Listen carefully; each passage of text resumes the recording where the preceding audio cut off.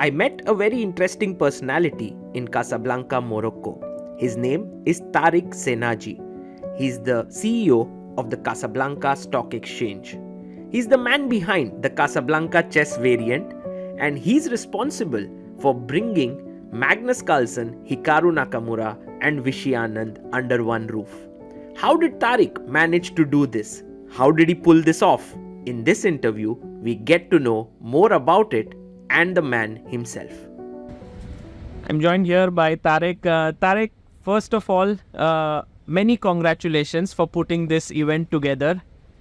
Right now, we just witnessed the opening ceremony. How are you feeling? Well, we are humbled because we started this festival 3 years ago, and it was a local festival, and each year it gets bigger. But the interest this year is through the roof, so we are extremely humbled that our small baby has become like a man now. I mean, you got the players, which perhaps no one ever could even imagine. Vishy, Magnus, Nakamura, and Bassem.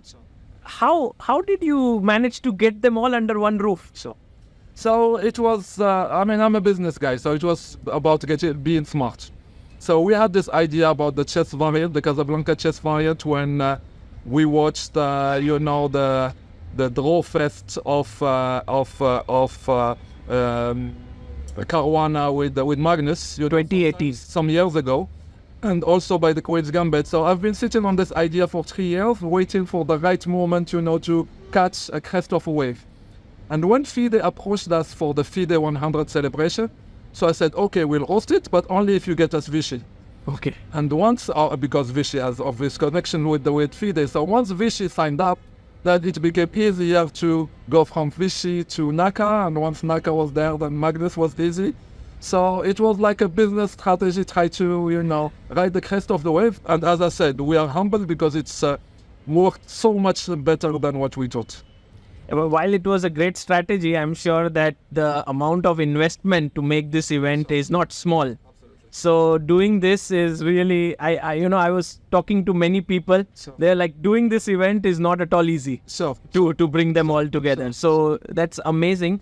Talking about this variant, the Casablanca Chess Variant, it's refreshing, and I'm as a player very excited what the positions will come up.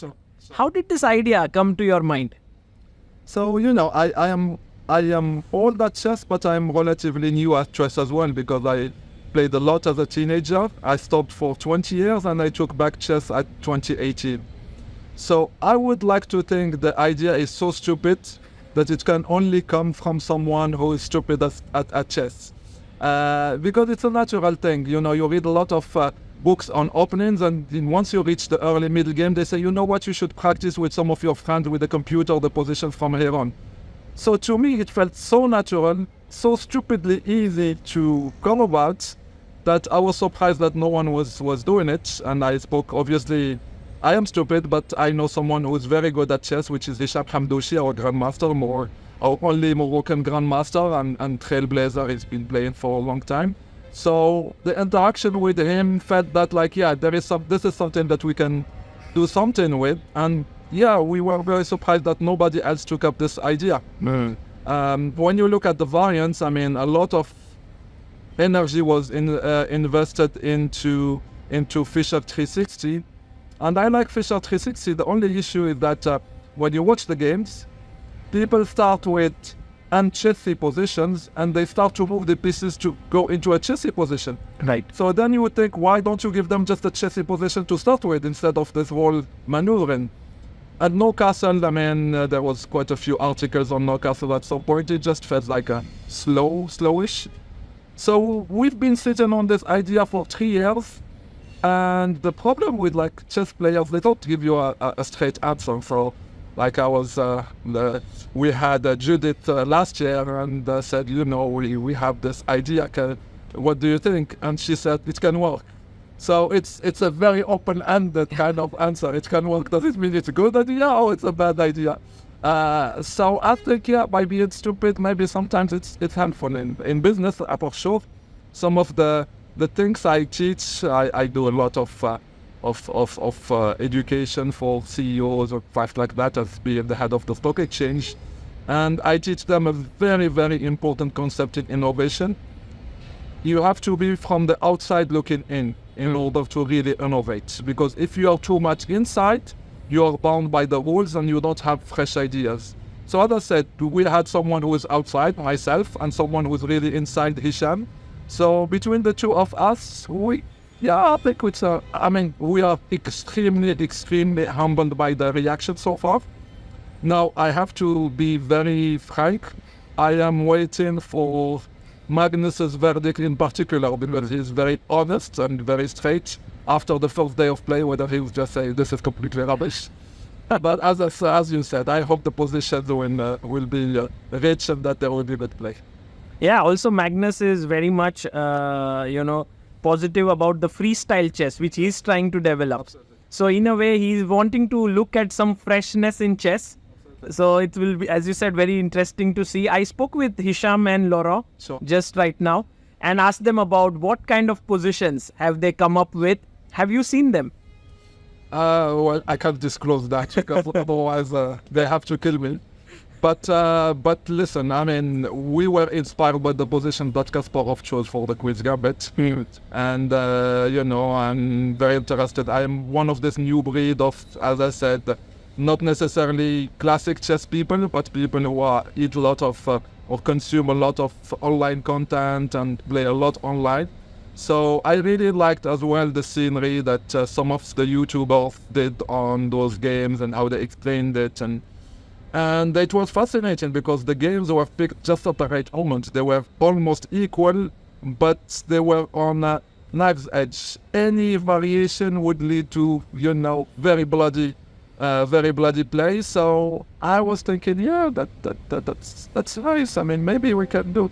I think the variations are not as edgy as they're certainly not as edgy because they might have told you that they're between position or move 5 to 15 and Yes. more generally around move 10. So things are bubbling on the surface, but I hope they are bubbling the right way. Well, they did reveal to me, like Laurent said, his favorite position is between the Fischer-Spassky match. So we are getting a few insights into this. But He didn't do some trash talking with Magnus because that might get him angry. no, nothing on that front. But as a person who's investing into this variant, what is your dream scenario?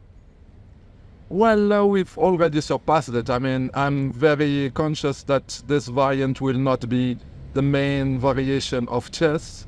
But I think it's a niche variant that could be played, let's say, in 5% of the tournaments easily and give some fun things. I mean, as you know, because of the variant, the tournament is unrated. And so Arkady said in his speech, so it will be a fun tournament. But I've spoken to the players already. They are not taking it very well. It's stressful. At the end of the day, if let's say Hikaru versus Magnus or Vishy versus Magnus, that's everyone's looking at it. And the combination is nice because all of them in some way have a vested interest in the variant. The presence of Vishy humbles that a lot because not only he is a fantastic player, but also he represents, a monument of chess, a monument of the history of chess. So he is like, such a strong pillar to build around. Naka has always been about chess for the little guy. And this is a fun, unrated tournament for the little guy. And as you said, Magnus has this strong idea that chess has to evolve. So, I think our ambitions have already been surpassed. Now, as I said, I'm hoping that the players will like it. That's the most important. Take it one step at a time, and then we'll see. But clearly, we are very excited, and we hope that we'll make it. We'll put Casablanca on the circuit map for every year. That they say, okay, don't forget Casablanca in spring. We have a tournament there. Was it difficult to name it as Casablanca Variant? Because you could have named it anything. Yes, we could, but I had a strong feeling that actually Judith and more precisely Gustav, when I was speaking to Judith, Gustav is her husband, when I said, we have this variant called Casablanca Variant. So Gustav said, you've done 50% of the work, the name is great. And I think Casablanca represents, many people associated with the movie. So Yes. it represents a historical movie, which is kind of in line with the variant, although I'll tell you why I'm not too fond as well with that. And also Casablanca represents some level of exotism. So I thought we should sell it to the players. So you said how we convince the player. We should sell it to the players as a spring warm weather break before Norway Chess and the other tournaments. And actually that worked well. I wanted to suggest just one thing for me. The Casablanca variant is actually any position imaginable. And that could be historical games. That's what we chose for the first edition. But that could be as well something that was generated by AI or other things. So I think that part we haven't talked about a lot on purpose, because for the first year we wanted to start with something that people connect with. But I am very eager as well to explore what AI can come up with in terms of starting positions for the players. And you have put this entire event together. But also today morning, I went to a community center. I went to a place where there were little kids who were being taught chess, and the Casablanca Stock Exchange is sponsoring it. So clearly you are using chess in more ways than just for the organizing events. Well, I have to be honest with you. When we started this festival, we were against organizing an international tournament, because we felt like when we looked around, there was the festival of Judith, which was very much towards the community, but most others were around a strong tournament. And I'll be honest, myself included, and as I said, maybe because I'm outside of the chess world, I find more pleasure in finding, fighting chess between two weak players than a boring, 7-hour draw fest between two super GMs. So we wanted to build around engagement. So we do a lot for the community, as you said. Also, we do conferences which are about engaging players. I'll give you an example. Last year we had Judith who came in, and everybody was expecting a conference on women and chess, which is obviously an important subject. But we came up with a subject which attracted a lot of people. We asked Judith a simple question. What did it feel in '97 when the computer became better than you? Don't talk to us about the technical stuff, talk to us about the emotional stuff. And because of GPT and all that, a lot of people today are asking themselves the same question. And that was really interesting for the audience to say, well, actually you're depressed in the beginning, but then afterwards the game takes over and the human chess has its place as well. So these are the kind of things that we try to do. And so when we ended up doing an international tournament, it was an unconventional work. I don't know. I'm a bit like you. I think chess is at a crossroads today. Between it's like a fork. You have on one side, the classical chess and the classical tournaments, and on the other you had the Magnus and Naka and Blades and Rapid and Internet. And so I have no clue what's going to happen. Maybe you can tell me afterwards. But it's our little contribution to this debate. Brilliant. And you seem to be a person who thinks very deeply. Do you think chess actually helps people to become better at many other skills, just from what you have seen? So I spoke about our conferences. Our first conference we had Dana, where is Nisa Ozala, who used to be Minister of Finance of this country, and myself as the CEO of Stock Exchange, and the simple title of the conference: Are you a better stock market trader if you are good at chess? Wow. And it's a fun, but actually there are quite deep ideas. And then I met Hikaru, 2 days ago, and she started asking me about the stock market. Because he's interested in all these things. Absolutely. So yes, of course, if you play chess, you are much more structured, and you are much better at what you do. And that's something that I felt very strongly about. And I have to say, our involvement, my personal involvement, chess has helped me a lot in my life. And that's why I'm doing this festival. Otherwise, and also because my wife asked me. We men are much less generous, but she was like, chess has helped you so much. So you have to give back to the community. I am convinced of that. That's definitely my personal experience and the experience of many people who have taken up chess. And does your wife also like chess? She likes to see me less on my phone playing and maybe more, doing other things. So she's very happy that I'm involved with the festival. You play online? Yes, quite a bit, yeah. And what's your online? Which platform do you play on? No, that I can't tell you. Okay. To be honest, I'm quite eclectic. I play on all platforms. But it's like around 2000 ELO or more? Well, probably because, internet ratings are overrated. So I'm 2300 online. Wow. Which is probably that in real life.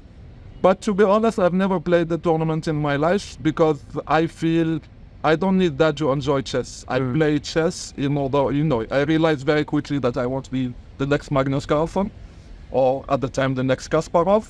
But I play chess because it's enjoyable. I enjoy it and I try, and maybe that's as well an advice to your viewers, but I try to take up chess not as a habit. Sometimes you have your phone and you don't know what to do with your hand and you just start, pushing the 1-0 button for blitz, for bullet.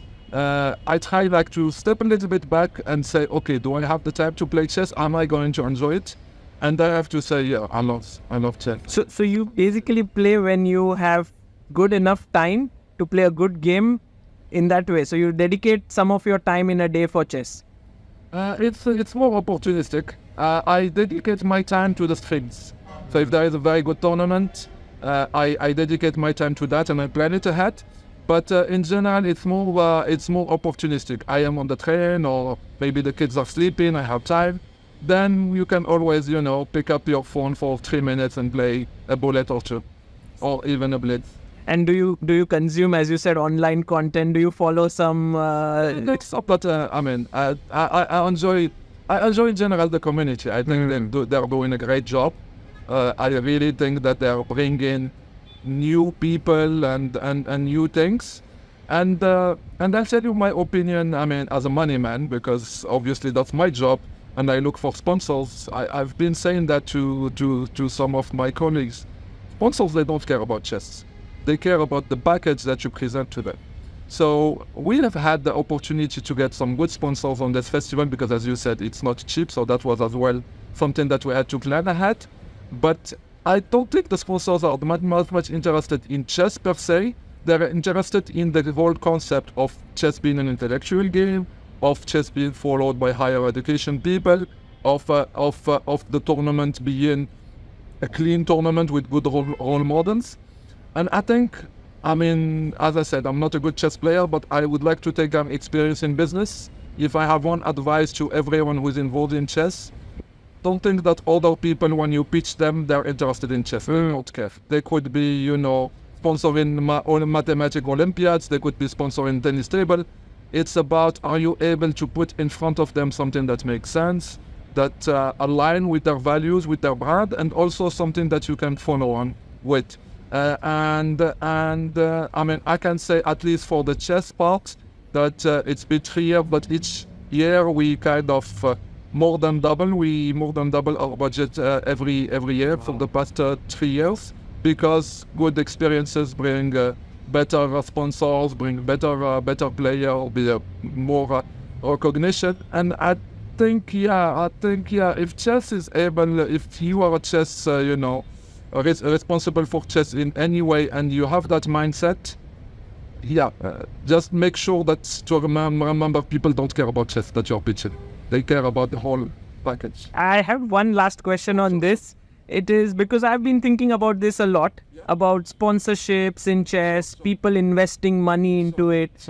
And how important do you think is the commentary or the presentation of it? Because here we are going into a new variant. Is that the way? Or is it that, no matter what the variant is, at the end of the day, the commentary should be interesting? Or what are your thoughts on that?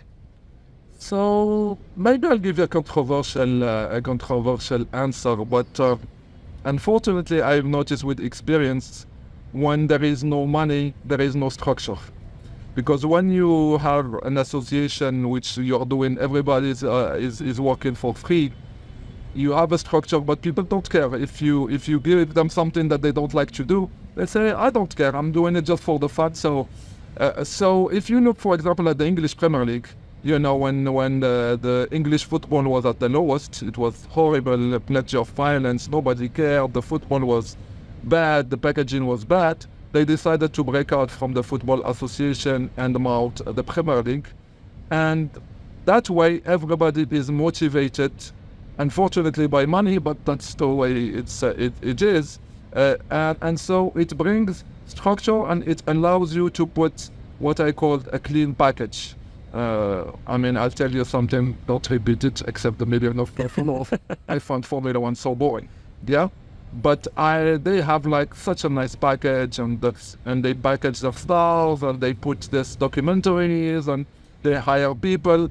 I think if you are able to do that in chess in any format, even including the classical, although I think we should evolve from that, but any variant can work. You just have to make sure that you get enough of buy-in from everyone, so that it's structured and it's done in the proper way. I've spoken about Formula One, but the idea of having a paddock in chess, and you know, people that you're following behind the scene and the human stories. A lot of like the classical chess guys don't understand this YouTuber. We don't even play good chess. Why are people following it? I think you realize that the same way as I do, that people are mostly interested by lifestyle. Yes. Content, stories, human stories. And you know, you go to Ronaldo or Messi's accounts, 80% of the people, they just talk about the cult of the personality. They don't have any care about football. It's just about he's gone to the shops and he's gone to the beach and he's done this and he's done that. And I'm not saying chess players should be as open, but I'm saying you have to think about something that is well structured, and then you can tell a story over time. And if you follow the story and say, well, they played in this part, and then they move, the whole paddock is moving, chess paddock is moving to this, I think you can probably get some fantastic content. And I think that's what the streamers are showing, but you can definitely get much better contact from the biggest champions. Brilliant, Tarik. It was a pleasure talking to you. So much of knowledge, so much of clarity of thought. And thank you so much for hosting this event and bringing the biggest stars. I cannot wait for things to begin tomorrow. Thank you so much. Thank you so much.